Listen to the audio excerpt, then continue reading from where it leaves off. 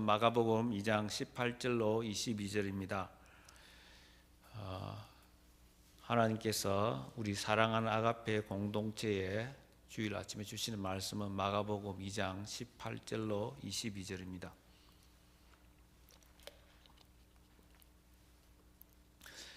2장 18절부터 22절까지 제가 읽습니다. 요한의 제자들과 바리새인들이 금식하고 있는지라 사람들이 예수께 와서 말하되 요한의 제자들과 바리새인의 제자들은 금식하는데 어찌하여 당신의 제자들은 금식하지 아니하나이까?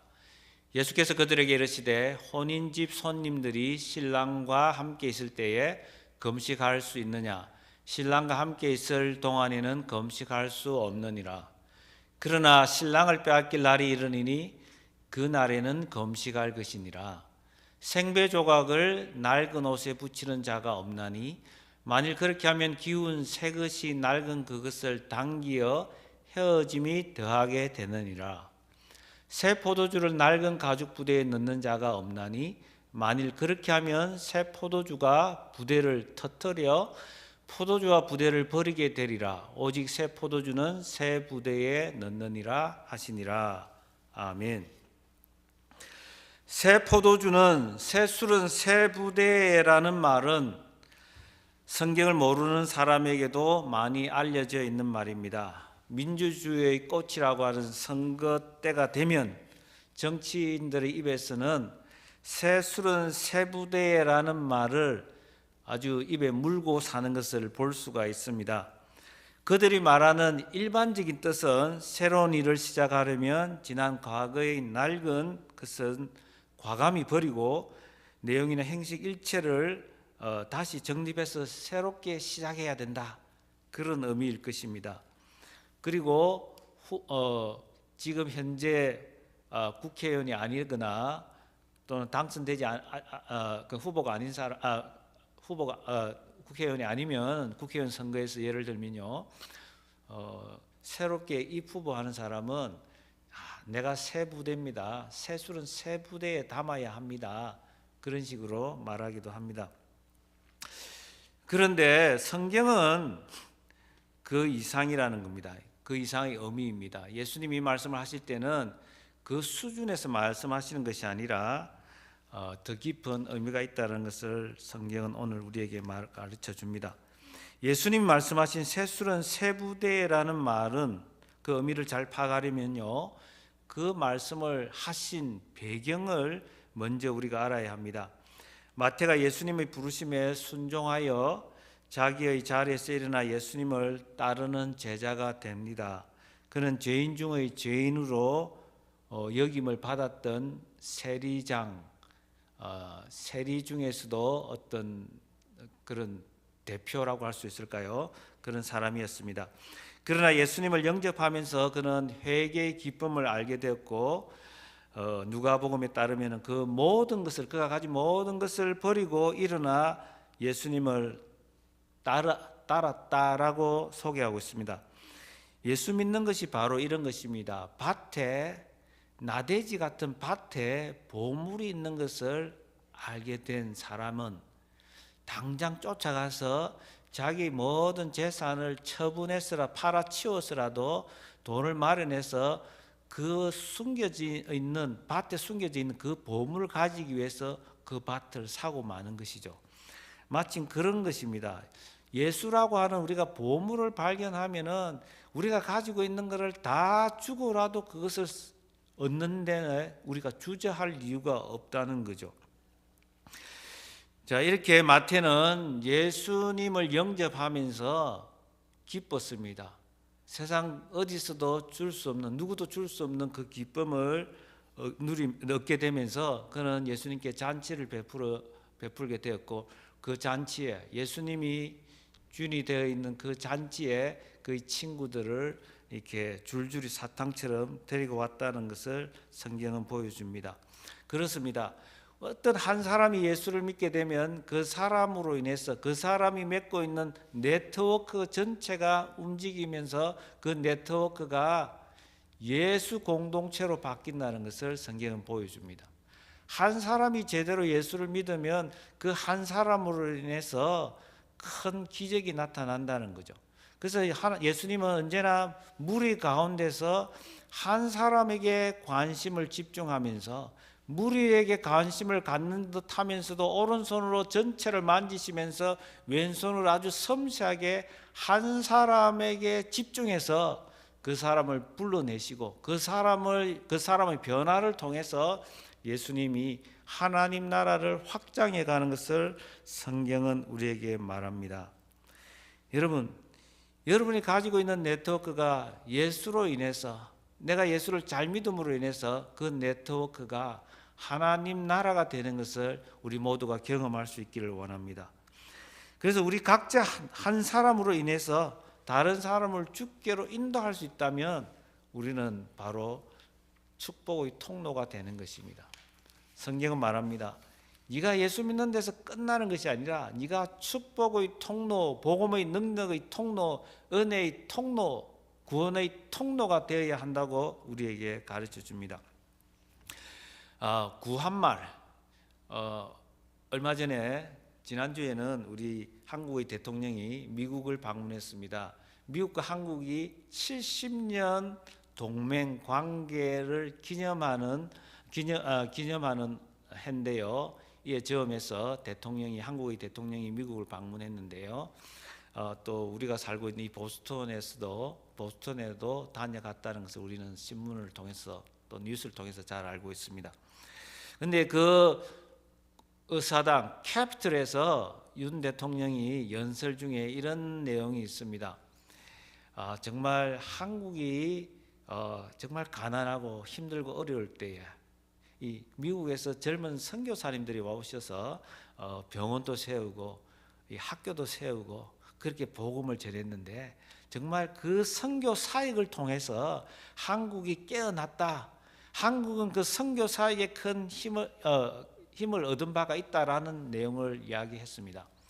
여러분 그렇습니다. 그 구한말에 정말 한국의 운명이 꺼져가는 것 같은 그 상황 속에서 그 복음을 받아들여서 특별히 한 동네의 유지가 복음을 받아들여서 그 집안 전체가 예수를 믿게 되고 그 집안으로 인해서 그 고을 전체가 그 마을 전체가 예수 믿는 마을이 된 것을 우리 한국 역사를 통해서 우리는 볼 수가 있습니다.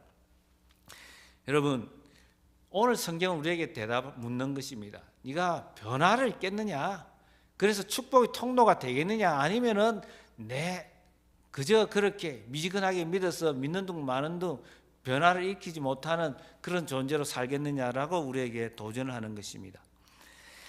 세리장 마태가 예수를 철저하게 믿으니까 그의 친구 세리들이 줄줄이 사탕처럼 마치 고구마 줄기처럼 따라오게 된 것을 성경은 말하고 아름다운 예수 공동체가 만들어지는 것을 성경은 소개합니다. 여기에는 기쁨이 있고 여기에는 소망이 있습니다. 그러나 바로 이 즐거운 공동체, 새롭게 만들어진 이 공동체에 참여하지 못하는 사람들이 있었는데 그 사람들이 바로 바리새인이요 서기관이었다라고 성경은 말합니다. 그들은 구경꾼이었습니다. 이런 복음의 역사가 한쪽에서는 강력하게 일어나는데 한쪽에서는 이 반대가 일어나고 한쪽에서는 막히는 것을 성경은 우리에게 보여줍니다. 바로 이때에 이 시간에 어떤 일이 벌어졌냐면 세례 요한의 제자들과 바리새인들이 금식을 하고 있었습니다. 종교적인 열심입니다. 금욕적인 삶을 살아가고 있습니다. 나름대로 사람들에게 칭찬받고 존경받고 그런 모습입니다. 경건한 모습입니다. 그런데 이때에 사람들이 예수님께 와서 말을 합니다. 세례 요한의 제자들과 바리새인들의 제자들은 금식을 하는데 왜 당신의 제자들은 이렇게 먹고 마시면서 이 잔치를 벌이고 있느냐, 이렇게 예수님께 따져드는 것입니다.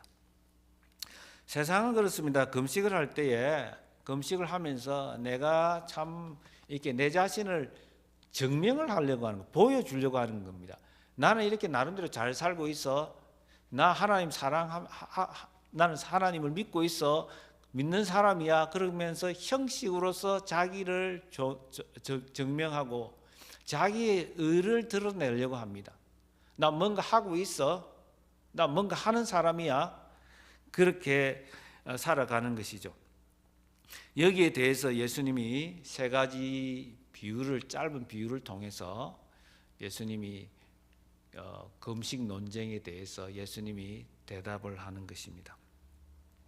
첫째, 어떤 짧은 비유를 통해서 이 마지막 세포들 세 부대로 나가느냐 하면은, 첫째, 혼인집 손님이 신랑 관계 있을 때는 금식하는 법이 있느냐, 이렇게 예수님 말씀합니다. 혼인집 잔치 이야기를 하면서 예수님이 이 땅에 신랑으로 오셨다라는 걸 말합니다. 구약을 보면은 성경은 우리에게 무슨 이야기를 하느냐, 하나님과 우리의 관계가 이 부부 관계라고 이야기를 합니다. 비유입니다.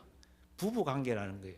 우리가 결혼을 할 때에 사랑하는 느낌이 들고 사랑한다고 해서 결혼하는 건 아닙니다. 진짜 결혼은 뭐냐면은 내가 서로에게 내가 너를 한평생 헌신하겠다, 내가 너에게 커미트먼트를 하겠다는 거예요. 내가 너에게 끝까지 사랑하겠다고 다짐하고 서원하는 것이 결혼에는 포함이 되어 있습니다. 하나님은 성경을 통해서 우리에게 내가 너와 관계를 맺게 되는데 부부 관계처럼 내가 끝까지 너를 책임지겠다는 거예요. 그래서 구약의 특별히 호세아서에서는 이렇게 말을 합니다. 호세아라는 선지자에게 하나님 마음을 가르쳐 주는데, 네가 저기 밖에 나가서 창기인 프라스티튜트, 창기인 고멜과 결혼을 해라고 합니다. 고멜과 결혼을 했는데, 고멜은 결혼 중에도 계속해서 밖에 나가서 바람을 피웁니다. 그럼에도 불구하고 하나님은 사랑하는 선지자 호세아에게 나가서 또다시 데리고 오라는 거예요. 어떤 비용을 치르서라도 데리고 와서 사랑하고 데리고 살라고 말합니다. 하나님 그 이야기를 통해서 너희들이 음란하고 바람이 났지만은, 나와 결혼한 상태지만은, 나와 부부 관계지만은, 네가 바람을 피우고 나보다 다른 걸 더 사랑해도 내 사랑은 영원해서 내가 어떤 희생을 치르더라도 내가 너를 끝까지 사랑하겠다, 그렇게 말씀합니다. 예수님은 이 땅에 오셔서 내가 너희들 신랑이다라고 말합니다. 신랑과 함께 있는 그 신랑의 친구들은 금식해서 안 된다는 거예요. 신랑이 옆에 있는데 얼마나 기쁘고 감사하고 즐거운데, 그 신랑이 얼마나 좋은데 그 신랑 앞에서 나 밥 안 먹는다 그러고 나 안 마신다 그러고 나 그냥 이렇게 경건하게 살아야 된다라고 말하는 것은, 그는 말도 안 되는 어불성설이요 어느 도단이라는 것입니다. 그렇다고 예수님이 금식을 완전히 부정하는 것은 아닙니다. 신랑이 있을 때는 금식할 필요가 없고, 내가 좀 있으면은 십자가에서 죽고 내가 지금 이제 하늘나라 올라가서 때가 돼서 다시 돌아올 텐데, 그때까지는 필요하면 금식을 해야 된다라는 것을 예수님은 우리에게 가르쳐 줍니다. 여러분, 이스라엘 사람들은 그 당시에 경건의 모습을 나타내기 위해서 세 가지를 했습니다. 금식을 하고 기도를 하고 그 다음에 구제를 했습니다. 금식을 할 때는 다 이렇게 폼을 잡고 내가 금식하는 것을 드러내면서 나 지금 금식하고 있어요. 기도할 때는 시장 어귀에서 많은 사람들이 보는 데서 나 지금 기도하고 있어요. 구제할 때는 오른손이 하는 것을 왼손이 모르게 하는 것이 아니라 나 구제하고 있는 것을 다 드러내면서 그렇게 살고 있었습니다. 예수님은 그런 식으로는 안 된다는 거예요. 특별히 이사야서 58장으로 가면 우리가 어떻게 금식을 해야 되는지 금식의 정신을 우리에게 잘 가르쳐 줍니다. 한번 우리가 이렇게 같이 한번 보겠습니다. 잠시만요.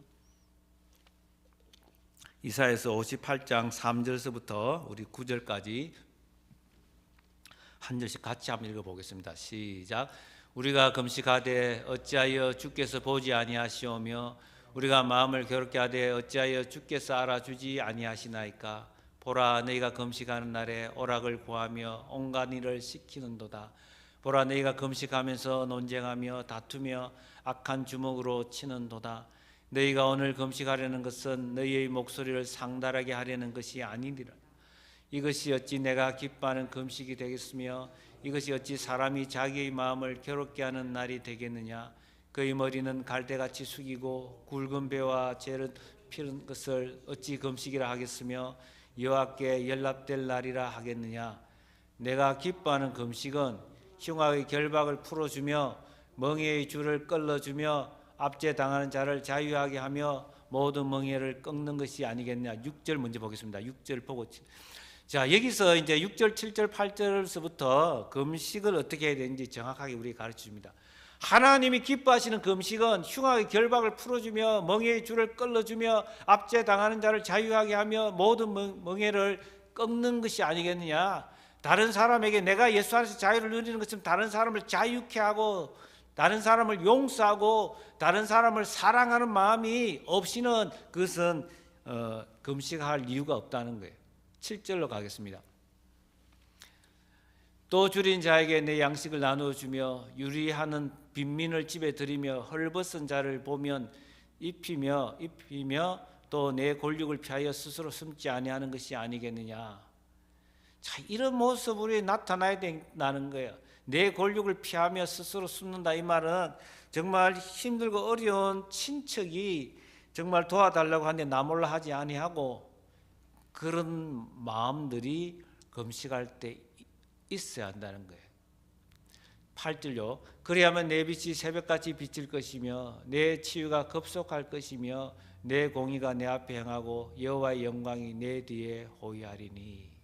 자, 이렇게 우리가 하나님을 정말 하나님의 은혜를 입고 내가 그 하나님의 은혜 입은 자로서 다른 사람을 자유케 하고 다른 사람을 용납하고 다른 사람을 사랑하고 또 내가 이렇게 정말 하나님의 은혜에 감사해서 구제하면 그때는 내 빛이 새벽같이 비칠 것이며 그리고 치유가 급속하게 일어날 거라는 거예요. 내 공의가 내 앞에 행하고 여호와의 영광이 내 뒤에 호위하리니. 정말 이렇게 하면 하나님의 은혜가 느껴지지 않는 사람도, 이렇게 하면 정말 예수님이 느껴지지 않는 그 사람도 이렇게 하면 하나님의 임재가 하나님의 영광이 분명하게 우리 앞에 나타날 것이고 우리가 그 영광을 힘입어서 살 수 있다는 것입니다. 9절입니다. 네가 부를 때는 나 여호와가 응답하겠고 네가 부르짖을 때는 내가 여기 있다 하리라. 만일 네가 너희 중에서 멍에와 손가락질과 허망한 말을 제하여 버리고. 이런 마음으로 하나님의 은혜에 입어서 감사해서 내가 할 수 있는 거, 하나님 나를 용서했으니까 나도 다른 사람을 용서하고 하나님이 원하는 그 마음으로, 하나님을 기뻐하는 마음으로 우리가 금식을 하면 하나님께서 우리가 부르짖고 기도할 때 반드시 응답하시겠다는 것입니다. 자, 우리가 살아가면서 종교적인 껍질을 가지고, 두꺼운 껍질을 가지고 살아갈 때가 너무 많다는 생각을 합니다. 종종 제 모습을 보면서도 정말 내 안에 바리새인이 있고 내 안에 서기관이 있고 내 안에 형식이 점점 세월과 함께 굳어져 가는 그런 모습을 보게 됩니다. 여러분, 성경은 계속해서 우리에게 도전합니다. 그런 옛 옷을 입고는 우리가 하나님의 영광을 볼 수 없다는 것입니다. 우리가 때로는 금식이 필요합니다. 정말 그 금식을 통해서 주님 주시는 그 마음 가지고 금식할 때에 치유가 급속하게 일어나고 하나님의 영광이, 그 찬란한 영광이, 보이지 않던 영광이 또렷이 나타나서 하나님이 우리의 아버지요 우리의 하나님인 것을 만민이 볼 수 있도록 그런 역사가 나타나야 합니다. 금식을 통해서. 그런데 우리가 어떤 분들은 당뇨로 인해서 여러 가지 사정상 금식하기가 어렵습니다. 그런데 이 서양 사람들이 우리에게 가르쳐주는, 미국 교회가 가르쳐주는 좋은 게 있는데 뭐냐면은 부분적으로 금식을 해라는 거예요. 네가 직장에도 다니고 뭐 여러 가지 또 해야 되는데 건강에 문제도 있고 해서 전적으로 우리가 밥 안 먹고 그렇게 살 수가 없잖아요. 그래서 이것을 잘 응용해서 이 유튜브를 너무 좋아하는 사람 유튜브를 끊고, 드라마에 너무 빠져 있는 사람들은 한동안 드라마를 끊고, 쇼핑을 너무 좋아하는 사람은 한동안 쇼핑을 좀 끊어보고, 초콜릿을 너무 좋아하는 사람은 초콜릿을 끊어보고, 고기를 너무 좋아하는 사람은 고기를, 특별한 건강에 문제가 없다면 고기를 끊어보고, 그런 식으로 시한을 정해서 이렇게 금식하면서 기도하라는 것입니다. 참 우리가 배워야 될 점이 아닌가 생각을 합니다. 그리고 예수님께서 이렇게 말씀하십니다. 헌옷에 새 천을 가지고 헌옷이 떨어진 곳에 그것을 이 패치를 붙이면 안 된다는 것입니다. 자, 우리 예수 믿는다라고 하는 것은 이게 완전히 옛옷을 벗어버리고 옛옷을 던져버리고 새 옷을 입는 것이 예수 믿는 것이지, 옛옷을 그대로 두고 부분적으로 이렇게 짜깁기 해가면서 새 헌금을 가지고 가면은 이거는 안 된다는 거예요. 새 천은 신축성이 있어가지고 늘어났다가 줄었다가 이렇게 하는데 옛옷은 그렇게 할 수 없다는 거예요. 그래서 새 헌금이 늘어날 때 옷은, 또 줄어들 때 옷은 망치게 된다는 것입니다. 고린도후서 5장 17절에 보면 그런즉 누구든지 그리스도 안에 있으면 새로운 피조물이라 이전 것은 지나갔으니 보라 새 것이 되었도다. 우리는 완전히 새로운 사람이라는, 예수 안에서 새로운 존재라는 거예요. 새로운 존재가 옛날 방식을 그대로 가지고 있으면서, 옛날 습성을 가지고 있으면서 예수 믿는다고 할 수 없다는 것입니다. 이제 마지막이고 본문 중요한 부분입니다. 새술은 새부대라고 하는 그 유명 말씀을 예수님이 하십니다. 새술은 무엇이라고 생각합니까? 우리가 새술과 새부대가 뭔지를 살펴봐야 합니다. 새술이 뭐라고 생각하세요? 새술은 바로 예수님의 가르침이요 복음입니다. 이 복음은 하나님 나라의 복음입니다. 복음을 가장 잘 설명하는 책이 바로 로마서라서 예수 믿는 사람들은 항상 로마서를 또 보고 그래서 로마서를 읽다가 변화를 입은 사람들이 너무도 많습니다. 이 로마서에 보면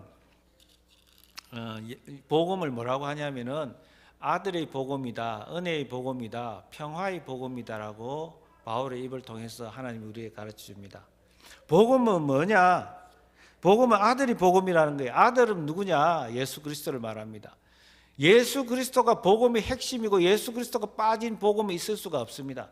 예수님의 삶, 예수님의 가르침에 우리가 집중하지 않으면 우리는 복음에서 우리는 소외될 수밖에 없습니다. 그 예수님은 누구냐? 예수님을 우리가 처음 영접할 때는 나의 구주다, 세이비어이다, 나를 죽음에서 건져주신 분이다 라고 우리가 인정하고 영접을 합니다. 그러나 그 단계에 머물면 우리는 신앙이 성장하지 않습니다. 예수님이 나의 Lord, 나의 주인이다, 예수님이 나의 왕이다, 그 고백이 없이는 우리의 믿음이 성장하지 않습니다.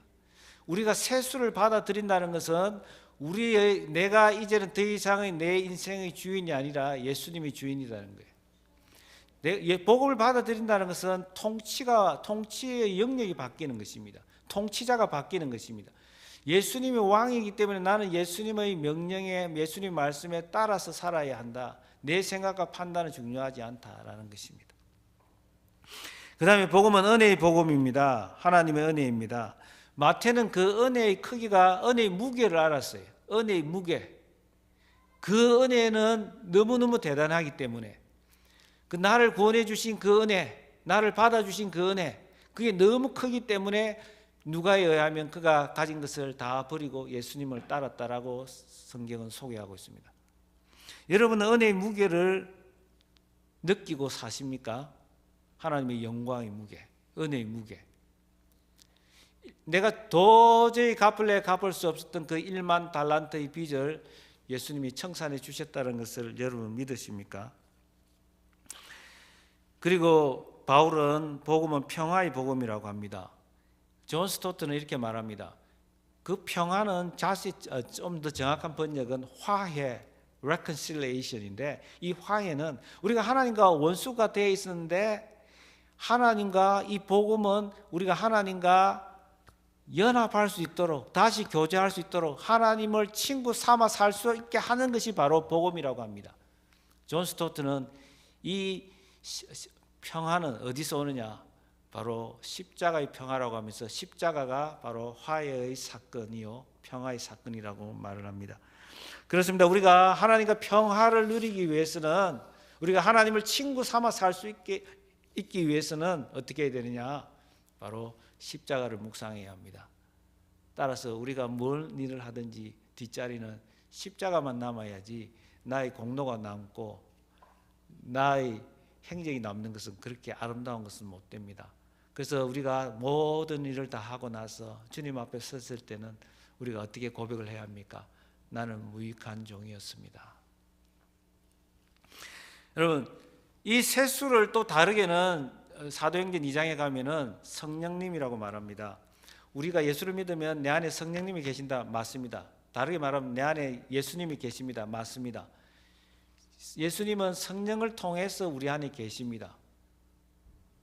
자, 사도행전 2장에 가면은 이런 일이 있습니다. 예수님이 부활하시고 50일 만에, 예수님이 승천하시고 10일 만에, 그것을 오순절이라고 합니다. 그 오순절 날에 예수 믿는 사람들이, 제자들이 이 120명이 다락방에서 모여서 예수님의 명령에 따라서 성령을 기다리라고 해서 기다리고 기도를 하는데 10일째에 오순절 날에 성령이 불의 혀가 갈라진 같이 사람들에게 임합니다. 기도하는 사람들에게 임했는데 사람들이 그냥 막 방언을 하기 시작하는데, 외국어를 말하기 시작하는데, 거기에서 어떤 사람들이 조롱하면서 이렇게 말합니다. 이야, 저 사람들 세술에 취해서 술 취하지 않고 저렇게 할 수가 있나? 여러분, 무슨 말입니까? 술을 많이 마시는 사람을 한번 보세요. 술 취한 사람들 보세요. 그냥 자기가 하고 싶은 대로 말하지 않고 그냥 입술이 마음대로 움직이는 것을 알 수가 있어요. 그냥 걸음도 갈짓자로 자기가 가고 싶은 대로 가지 못하고 그냥 술에 이끌리는 것을 볼 수가 있습니다. 새술, 성령이 취하면, 성령 충만을 받으면 어떻게 되느냐? 바로 성령에 이끌리는 삶을 살 수 있습니다. 내가 원하는 대로가 아니라 예수님이 원하는 대로, 하나님이 원하는 대로 살 수 있게 되는 것입니다. 그게 바로 새술에 취한 모습입니다. 성경은 우리에게 말합니다. 너희가 새술에 취해서 살아야 된다는 것입니다. 이 보면은 우리가 새술에 취하는 은혜가 있기를 바랍니다. 정말 세상에 눈을 뜨면요, 현실을 마주하기가 너무 어렵습니다. 현실은 너무도 우리가 감당할 수 없는 큰 짐입니다. 그래서 맨정신으로 살 수가 없습니다. 예수 안 믿는 사람이 술 마시고 술에 취해서 하는 건 너무도 당연하고 어떤 면은 지혜롭습니다. 현실을 마주보고 현실을 똑바로 쳐다보고 현실을 다 받아들이려고 하면은 우리는 정말 돌아버리고 말 것입니다. 현실을 어떤 면에서 때로는 도피해야 합니다. 그런데 우리의 능력이 아니라 하나님의 능력을 사는 것은 바로 가게에서 파는 술이 아니라 새술, 하나님이 주시는 새술, 성령인 것입니다. 그러면 어떻게 우리가 이 예수님, 성령님이, 복음이 새술이라고 한다면 우리가 어떻게 그것을 감당할 수 있느냐? 우리가 새 부대가 돼야 된다는 것입니다. 오늘 우리가 앞에서 이 목사님 인도하실 때에 새 부대가 되게 하여 주소서, 이런 찬양을 불렀습니다. 우리가 새 부대가 돼야 된다는 거예요. 뉴 와인스킨이 돼야 된다는 것입니다. 새 술은, 이 묵은 술은 발효를 더 이상 하지 않기 때문에 이 낡은 부대에 집어넣어도 괜찮은데, 옛날에 이스라엘에는 이 부대 병을 어떻게 만들었냐 하면은 가죽으로 만들었습니다. 양가죽이나 염소 가죽으로 이 부대를, 병을 만들었습니다. 거기에 새술, 아직까지 발효가 되지 않은, 퍼멘티드가 되지 않은 그 술을 집어넣으면 이것은 터지고 마는 것입니다. 술도 버리고 부대도 버리게 되는 것입니다. 예수님 말씀하는 거예요. 네가 지금 가지고 있는 옛날 그 형식주의, 지금까지 살아왔던 그 생활 습관에 그것을 버리지 않고 옛옷을 입은 대로 너희들이 나와 함께 동행할 수 없고 성령 충만할 수가 없다는 것입니다. 너희들 삶이 바뀌어야 되고 생각이 바뀌어야 되고 너희들이 스타일이 바뀌어야 된다라고 말씀하는 것입니다. 여러분, 새 부대가 된다는 것은 예수로 인하여 살게 되는 것입니다. 이제 예수님을 모시고 예수님이 원하신 대로 내가 늘어나기도 하고 줄어들기도 하고 이 고무성, 신축성을 가지고 살겠다는 거예요. 예수님의 뜻에 성령이 인도하신 대로 내가 이끌림을 받고 살겠다는 거예요. 서라고 하면 서고 가라고 하면 가겠다는 것입니다. 해결치 못하고 고집스러운 삶이 아니라 신축성 있게 성령이 역사하는 대로 반응하는 삶인 것입니다. 그렇습니다. 바리새인들과 서기관들은 자기 유대주의의 그 형식의 틀에 매여서 조상들이 가르쳐 주는 대로 자신의 경험에 따라서 자신의 상식에 따라서 살 때에 그들은 하나님의 즐거움에 예수님의 식탁에 동참할 수가 없었습니다. 그러나 우리는 예수님과 함께, 신랑 되신 예수님과 함께 동행하면서 기뻐하면서 즐거운 잔치 안에 들어가기 위해서는 우리가 새 부대가 되어야 합니다. 호세아서는 우리에게 이렇게 말씀합니다. 너 마음을 기경하라. 마음을 갈아엎으라는 것입니다. 문제는 마음이라는 것입니다. 저는 봄이 너무 좋습니다. 지난주에 텍사스에 다녀왔습니다. 텍사스가 발전하고 그냥 개발이 그냥 끝없이 이루어지고 많은 사람이 모이고 돈이 풀리고 정말 텍사스가 대단해 보였습니다. 그런데요, 제가 이 보스턴에 내리자마자 야, 정말 보스턴이 좋구나. 이 자연의 싱그러운 자연을 보면서 지금 실록이라는 게 있잖아요. 그냥 연두색 연한 부드러운 그 이파리, 그 자체가 너무 우리 가슴을 뛰게 하지 않습니까? 생명 그 자체잖아요. 여러분, 실록의 핵심은 바로 부드러움에 있습니다. 그 부드러움을 상징하는 색깔이 연두색이고요. 생명을 우리가 느끼게 하잖아요. 생명이 저런 거구나. 그 실록이 되기 위해서는 그 나무가 가을에는 잎이 떨어져야 했고 죽어야 했고 겨울에는 죽은 모습이어야 했습니다. 우리가 옛옷을 벗고 우리가 십자가로 죽지 아니하면은 새 생명을 얻어낼 수가 없는 것입니다. 우리가 새 부대가 되는 것은 바로 십자가를 지나가서 부활하는 것입니다. 여러분, 이제 5월이 다가왔는데 이 봄에 정말 새술이 우리 안에 충만하기 위해서 새 부대가 되는 놀라운 역사가, 놀라운 은혜가 우리 안에 이루어지기를 주님의 이름으로 축원합니다. 오늘 주신 말씀을 기억하면서 우리 한번 기도합시다. 하나님께서 여러분에게 어떤 말씀을 주셨습니까? 하나님이 여러분에게, 우리에게 원하시는 바가 무엇이라고 생각합니까? 정말 새술에 취할 수가 있다라고 성경 우리에게 도전합니다. 그래야 된다고 말합니다. 예수님, 그 무엇보다도 값진 분입니다. 우리 인생의 전부가 되어야 합니다. 그러기 위해서는 이제 우리는 옛 습관을 버리고 옛 방식을 버리고 옛 사람을 버리고 새 사람을 입어야 합니다. 우리는 그렇게 할 수 없습니다. 하나님 도와주옵소서. 성령님 우리를 터치해 주시고 만져 주옵소서. 마태를 하나님 새 사람 되게 하셨던 것처럼 우리 마음에 찾아오셔서 우리를 일으켜 세워 주옵소서. 한번 주여 부르 기도합니다. 주여, 하나님 아버지, 새 술에 취하는 은혜를 주옵소서. 새 부대로 살아가게 하여 주옵소서. 우리의 인생이 너무도 짧고 하나님, 세월은 유수와 같이 흘러가는데 예수님 앞에 설 그날을 바라보면서 주여, 우리가 변화를 있기를 원합니다. 나 한 사람이 변화되어 많은 사람을 주께로 인도하게 하여 주옵소서. 하나님 아버지, 실록의 계절에 우리의 삶도 우리의 모습도 실록처럼 예수의 생명으로 넘쳐나게 하여 주옵소서.